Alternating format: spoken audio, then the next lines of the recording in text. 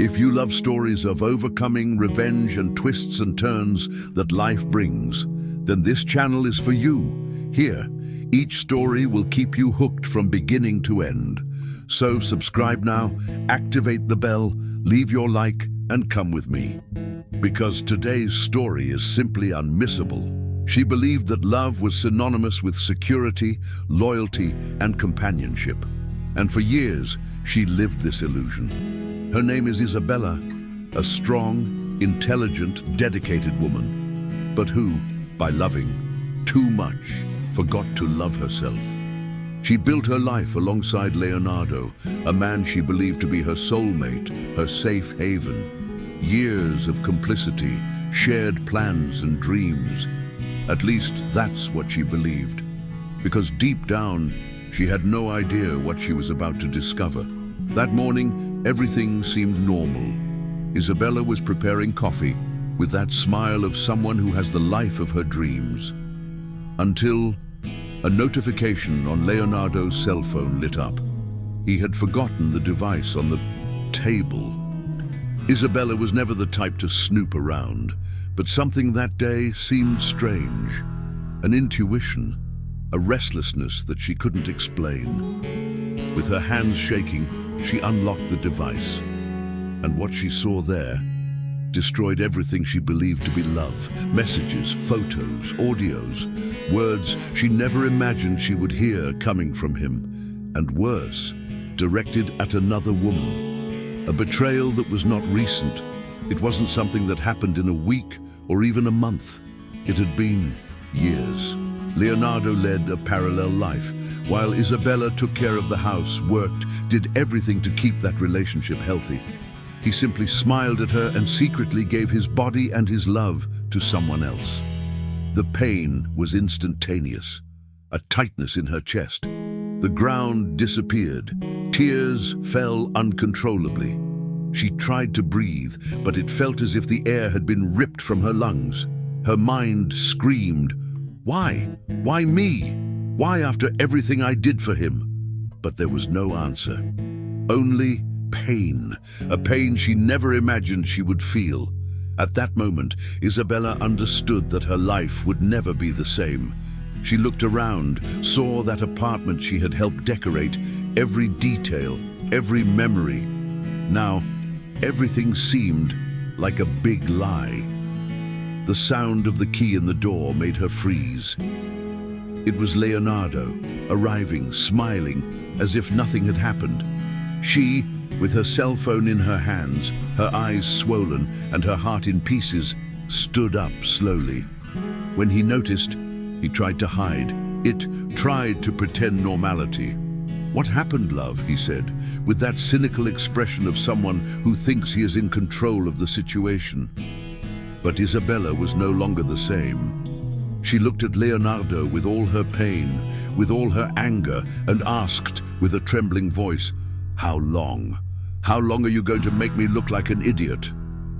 Leonardo, taken by surprise, still tried to deny it. He tried to turn the tables. He said she was crazy, that it was all in her head. But Isabella was armed. She read every message, every declaration he made to that woman, the promises, the secret meetings. The trips he said were for work, were in fact getaways to live with his lover. His cynicism was revolting. He even tried to blame her.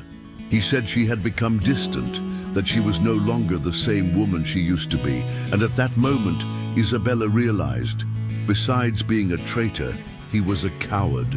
Not only had he destroyed her dreams, but he was also trying to blame her. But the worst was yet to come.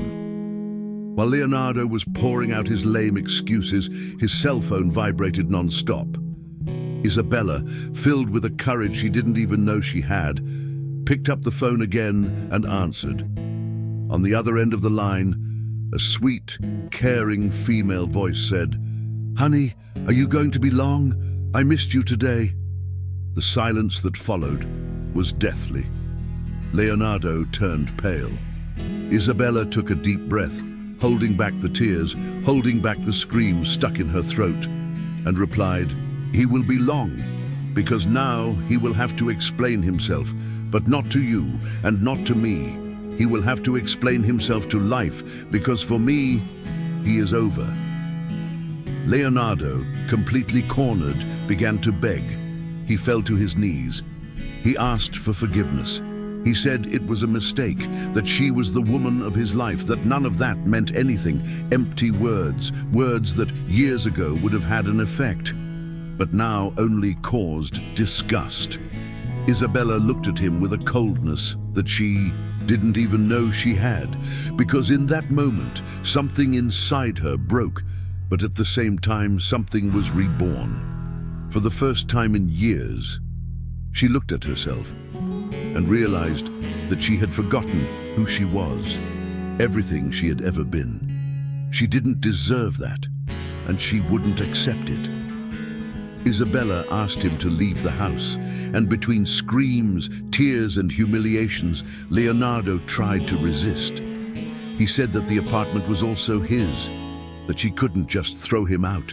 But at that moment, the submissive woman who accepted crumbs of love had died. She stood up, opened the door, and said in a firm voice that she didn't even recognize, "Leave, now, or I'll throw you out with the police." He looked into her eyes and for the first time realized that he had lost her, that the woman he thought would always be there no longer existed. In the days that followed, Isabella sank to rock bottom. The pain seemed unbearable. She didn't eat, she didn't sleep. She cried until she had no more tears. She remembered every detail of the years she spent with Leonardo, every trip, every special date, every look, every promise, and everything. Everything seemed to have been in vain. Loneliness was pressing. The house seemed empty, cold. She asked herself all the time, what did I do wrong? Why wasn't I enough? And that was the greatest poison. Self-doubt. The guilt that even without reason insists on eating away at those who have been hurt. Social media was another knife stuck in her chest. While she bled in silence, Leonardo seemed to go on with his life as normal. He posted photos, smiling, pretending nothing had happened. And, to top it all off, he discovered that his lover was already hanging out in the same places that used to be hers.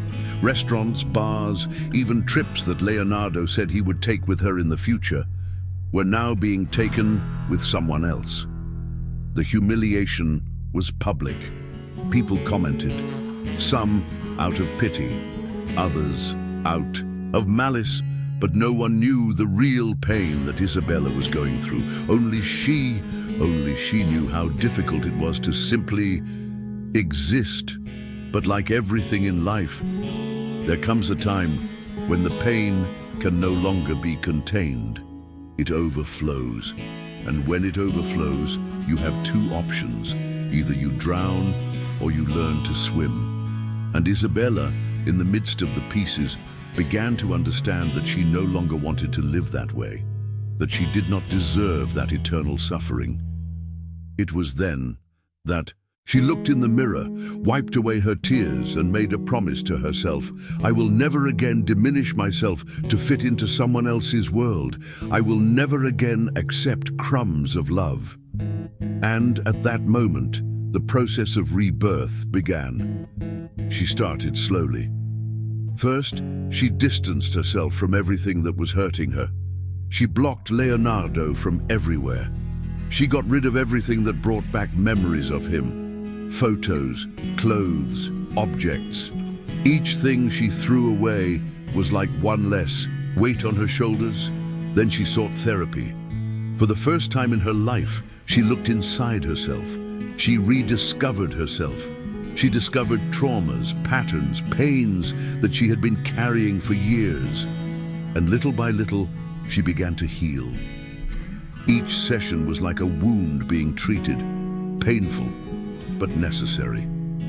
Time passed, and with it came transformation. Isabella, who had previously lived in silence, submissive and emotionally dependent, was now a different woman. She went back to school, started investing in herself. She changed her look, rediscovered herself. The woman that Leonardo destroyed gave way to a new version, stronger, more beautiful, more confident. And, ironically, it was at that moment, when she no longer needed him, that Leonardo tried to come back. He sent messages, he made calls, he asked for another chance. He said he regretted it, that he realized that she was, indeed, the woman of his life.